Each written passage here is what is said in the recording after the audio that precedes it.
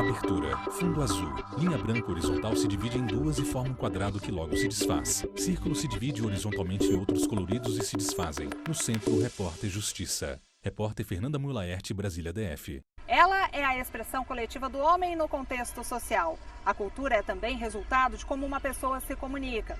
É vista na moda, na dança, na música. Mas será que a gente valoriza o que tem? O repórter Justiça desta semana vai falar sobre a combinação entre cultura e arte e mostrar o trabalho de brasileiros que aos poucos têm conquistado o mundo. Fachadas do Museu de Arte de São Paulo e da Igrejinha de Brasília, além de pinturas que retratam pessoas em miséria. O Brasil é um país culturalmente muito rico. Né? Sérgio muito Abreu e rico Lima Florencio, porque diplomata. A diversidade étnica, a diversidade cultural, a diversidade religiosa, ela gera um caldo de cultura extremamente fértil e rico, e o Brasil nesse sentido, um país com uma enorme vitalidade cultural. Vitalidade que pulsa forte no coração do povo. A arte agrada a públicos variados. Tem quem goste de um pouco de tudo. O que eu mais gosto de Jonathan fazer Montes de Oliveira, monitor de qualidade. dentro da cidade. Só que o acesso à cultura, que deveria ser democrático, às vezes é limitado por aqui. É muito Gustavo caro. de Silva. Consumir militar. cultura de modo geral é muito caro. Ulisses Porque Rodrigues, geralmente hoje tudo que topógrafo. você faz, você acaba gastando, né? Mulheres se fotografam no Memorial JK no DF. Visitantes em exposição de pintura e na Catedral de Brasília. Não é à toa que 1/3 dos brasileiros só visita monumentos e vai a eventos culturais gratuitos. Uma pesquisa feita pela consultoria J. Leiva Cultura e Esporte, em parceria com o Instituto Datafolha, revelou que para 40% da população, frequentar atividades de graça é mais comum do que pagar por elas. As desigualdades sociais podem ser fatores que contribuem para que o consumo de cultura no país seja menor do que deveria. Acredito que Sérgio Florencio, pela diplomata. desigualdade social, pelo fato de tradicionalmente o país ter tido um Estado muito forte, mas uma sociedade civil muito pouco representada, né, nesse Estado, né? Ou seja, uma enorme desigualdade social, econômica e cultural. Então, eu acredito que muito em função dessa distância entre o cidadão e a sociedade politicamente organizada, que é o Estado, eu acho que, digamos, isso contribuiu para um certo desinteresse da população. Sérgio, que é diplomata e professor de História da Política Externa Brasileira, acredita que falta entre nós uma tradição. É que o brasileiro não foi educado para valorizar idas ao museu desde cedo, como fazem, por exemplo, os mexicanos. Visitar museu no México é como ir à praia, né? É uma coisa que eles gostam, que eles usufruem. Enquanto que ir ao museu no Brasil é quase que um sofrimento que o pai impõe ao filho, mas na verdade o pai acaba não impondo porque ele também não gosta. O Paulo é daquelas pessoas que adoram cultura, arte e lazer, mas confessa, nos últimos anos deixou de frequentar muito lugar porque os valores estão inacessíveis. A cultura no Brasil, sem dúvida Paulo nenhuma, Escórcio, é muito cara, servidor público. Né? Um show, um teatro, uma entrada de um teatro, é 100, 150 reais. Infelizmente, não é todo mundo que tem para poder ir, né? Se você vai com a sua esposa, vai com o seu namorado, sua namorada, é um programa que sai por 300, 400 reais uma noite. É caro. O consumo da cultura também depende diretamente da condição financeira do brasileiro. Em tempos de crise, a tendência é que esse interesse desapareça. Quando o Brasil Sérgio Florencio, diplomata. tem uma fase, a economia brasileira tem uma fase de expansão, as atividades culturais ganham com essa expansão. Mas quando o país vive uma recessão, o setor cultural é o que imediatamente mais sofre e sofre de uma forma em que há quase que uma descontinuidade entre atividades culturais que deviam ser permanentes, mas muitas delas desaparecem. Infelizmente, a Paulo cultura Escórcio. não é para todos no Brasil, né? Existem várias camadas da sociedade que não tem acesso a nenhum tipo de cultura, ou quando tem, é muito pouco. O Alan é fã de carteirinha de eventos culturais. Se tem qualquer show ou exposição na cidade, pode ter certeza que lá está ele. Fora de Brasília não é diferente. Sempre que viaja, dá um jeitinho de conciliar o roteiro com idas a museus e monumentos. Eu acho que você deve explorar a cidade, conhecer a cultura do lugar, conhecer pessoas Alan que César, possam te lembrar jornalista. características daquele lugar. Acho que isso é Imagem aérea do Memorial JK, que está no centro de Brasília. Já diz a Constituição Federal que o Estado deve garantir o pleno exercício dos direitos culturais. Deve propiciar também o acesso às fontes de cultura. Além disso, a Declaração dos Direitos Universais de 1948 revela a importância da cultura na vida ativa da sociedade. Max O acesso à Kolbe, cultura está sendo advogado. garantido a toda a população de nosso país por meio de vários eventos, não apenas culturais, mas também voltados ao lazer, ao esporte e outros meios. Cito como exemplo aqui a Orquestra Sinfônica do Distrito Federal. Existem vários concertos, na realidade todos, com raríssimas exceções quando o evento é particular, eles são gratuitos a toda a população. Então, na realidade, o Estado fomenta a cultura por meio de um patrocínio financeiro para que esses eventos sejam divulgados a toda a sociedade, ainda que a sociedade não tenha ciência que esse espetáculo, esse teatro, esse concerto seria a ele otorgado de forma gratuita. Na capital federal, as apresentações da orquestra, fundada no início da década de 80 pelo maestro e músico Cláudio Santoro, podem ser conferidas durante todo o ano. Nós entendemos que é uma missão muito grande nossa de poder levar a cultura e a cultura da música clássica, que não é uma cultura maestro. muito tradicional dentro do nosso país. Então, com isso, nesse sentido, os concertos gratuitos e abertos à população são sempre muito prestigiados e são muito bem aceitos. A gente vê que a população gosta muito dessa manifestação cultural e a gente tem ampliado de forma bastante significativa a nossa atuação na cidade. Cláudio rege com batuta a Orquestra Sinfônica, composta por músicos que tocam sentados seus instrumentos musicais. Uma orquestra sinfônica é um organismo de alta qualidade, né? E assim tem uma tradição europeia e as pessoas às vezes ficam um pouco assustadas com essa linguagem da música clássica. Então a gente tem que realmente criar mecanismos e programas para atraí-los. Mas uma vez que eles têm contato com a música sinfônica, com a orquestra, eles ficam realmente maravilhados. Homens e mulheres tocam violino. Os arranjos refinados e os timbres diversos compõem um grande conjunto sinfônico. A orquestra cativa a plateia. E é esse um reconhecimento que dinheiro nenhum paga. Não só é uma sensação de dever cumprido, mas assim também a percepção que a gente precisa ampliar ainda mais, né, a nossa ação junto ao público, de modo que ele possa ter mais acesso a esse tipo de música. A orquestra toca Carmina Burana. A gente vai para um rápido intervalo e volta já. Daqui a pouco o Repórter Justiça mostra para você como a arte de rua e o grafite têm se popularizado no Brasil e no mundo. Não saia daí. Vinheta de transição. No Centro, Repórter Justiça. Vinheta de transição. No Centro, Repórter Justiça. Grafites coloram paredes das ruas de Brasília. A arte das galerias e grandes museus avança nos espaços urbanos e ganha as ruas. É o jeito popular do artista se manifestar e mais, conseguir se conectar com o mundo. Uma delas com os dizeres "A arte nunca morre", pintados no corpo de um menino. O Pedro, ou Psan, como ficou conhecido, trabalha com quadrinhos e cartoons. Mas foi no grafite que o desenhista se encontrou. Pedro Porque Saiju o desenho no Psan, papel, ele desenhista. pede só essa parte do corpo, né? O punho e a mão. E você fica parado, normalmente sentado, né? E desenhando. E o muro na rua, ele tem uma dimensão, uma escala muito diferente, né? Então você usa o corpo inteiro, é quase uma dança, né? Então ele exige um movimento do corpo inteiro e uma precisão do corpo inteiro. Então o meu pé, o meu tornozelo, né? O meu tronco, tudo está envolvido para eu conseguir fazer a linha do jeito que ela precisa ser feita.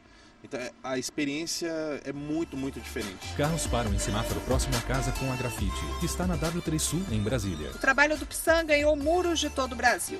Rompeu barreiras e vem conquistando também o mundo. O personagem principal é esse aí, o Gurulino.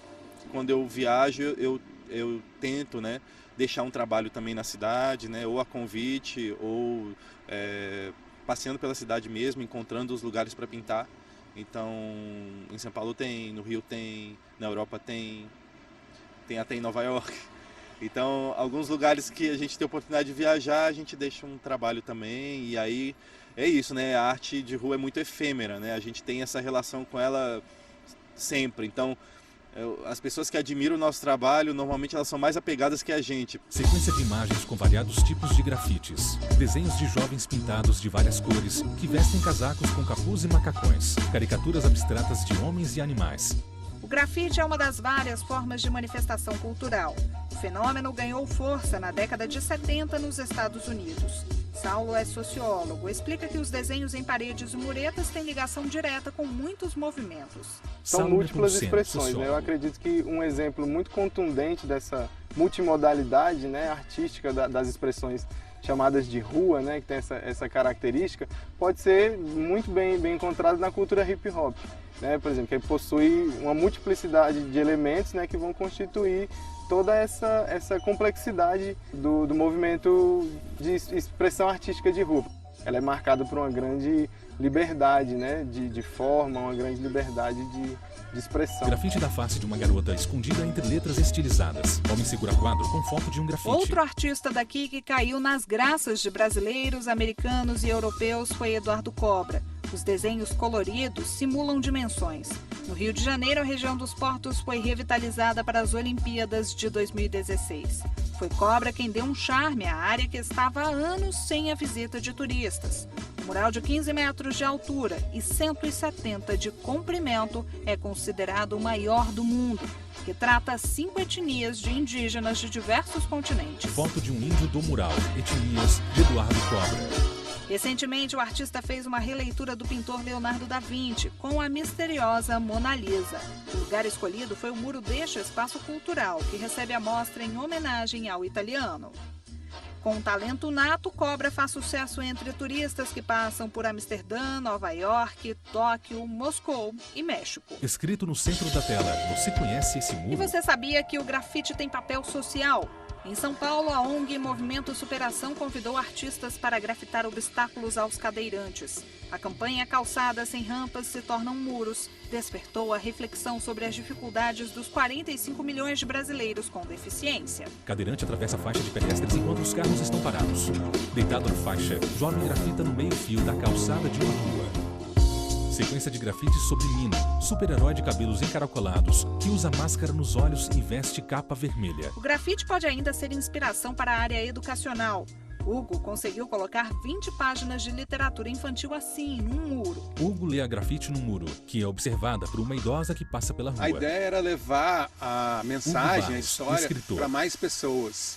E hoje em dia um livro, numa livraria é caro, né? Nem todo mundo pode comprar um livro. Então a ideia foi essa, qual seria a solução de levar para mais pessoas de uma forma gratuita, todo mundo pudesse ler, todas as crianças. E a ideia foi essa, publicar na rua. O grafite ajudou a popularizar a arte. E agora o objetivo é esse, que o grafite ajude a popularizar a leitura.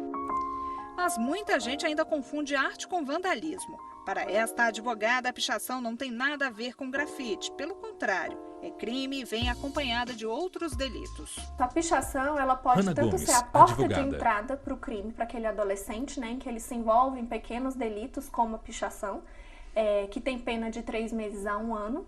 Porém, ele pode estar ali adentrando ao mundo do crime, né? Demarcando territórios, fazendo apologia ao crime, incitando novos crimes, né? E demarcação territorial de organizações criminosas. Ele pode tanto demarcar um território quanto informar, passar uma informação criminosa para outras organizações, né? Para outros núcleos criminosos daquela comunidade, daquela cidade.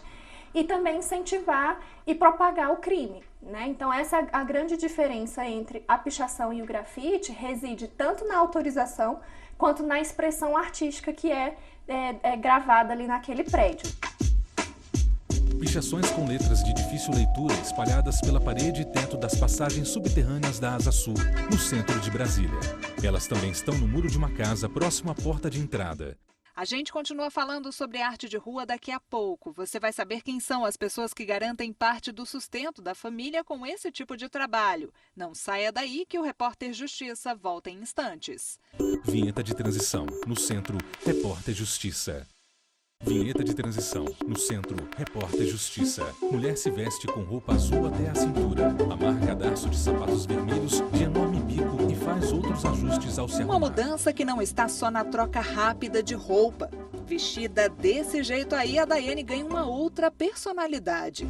Aos poucos, vai se transformando na melhor versão dela. Com os sapatos, Daiane bate a ponta do pé várias vezes no chão. Maquiagem pitoresca, bobs no cabelo e lá vem a belisca. De palhaça, ela faz bolhas de sabão. A palhacinha não está sozinha, olha só.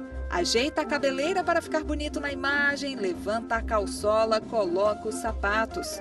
Cada detalhe dá vida ao peteleco. O Léo se diverte. Homem calvo e barbado ajeita a gravata. Ele tem fitas de papel coladas nos cílios. E o jeitão atrapalhado e desengonçado do Robson, ou melhor, palhaço canarinho. Enquanto Robson pega os objetos da mala, eles caem das mãos dele. Foi graças ao ex-seminarista que a família inteira passou a gostar da arte circense. Homem veste macacão de tamanho maior que ele. Henrique não pensou duas vezes antes de seguir os passos do irmão. Foi batizado de Rabisco, é cheio de caras e bocas e volta e meia arrisca umas caricaturas por aí. A repórter mostra a caricatura que Henrique fez dela. Com vocês no Repórter Justiça, a trupe Pilombetagem. Dizem que onde tem palhaço tem criança. E não é que elas começaram a aparecer mesmo no picadeiro improvisado? Pode chegando e se aproximando que a brincadeira já vai começar! A história da trupe começou justamente neste parquinho. Aqui o grupo percebeu que faltavam opções culturais para a criançada. Eles resolveram então se vestir de palhaços e trazer alegria e arrancar sorrisos de uma forma bem descontraída. Daiane faz bolhas de sabão. Já são 15 anos com a dupla identidade. Melhor coisa que a artista fez nos últimos tempos. Daí me deu as estribeiras, que aí eu quis reverberar o que tinha dentro de mim e me tornar uma palhaça para levar alegria e para fazer o outro sorrir. E eu descobri que é isso que me faz feliz, fazer o outro sorrir. Daiane dança. Pessoas como a Daiane, o Léo, o Robson e o Henrique são artistas de rua. Se apresentam em locais públicos para divulgar o trabalho e levar entretenimento à população. Muitas vezes eles tratam esse tipo de atividade como profissão. Só que ter a arte como ganha-pão não é fácil no país. É bem difícil. Viver de arte ainda é muito difícil. A gente, posso dizer que é impossível viver da arte, né? Além de palhaço, eu sou professor também. Então, viver da arte em si, hoje em dia, realmente é bem complicado, posso dizer. Os quatro têm outras ocupações para complementar a renda. Em comum, tem também o amor pelo que fazem. Eu entrei nesse universo pelo amor à arte Henrique e para poder conseguir expressar, dizer e falar o que eu quero, o que eu não conseguiria falar, né? Como uma pessoa, um cidadão comum, mas que somente por meio da arte consigo falar, consigo me expressar. E sabe a questão do dinheiro?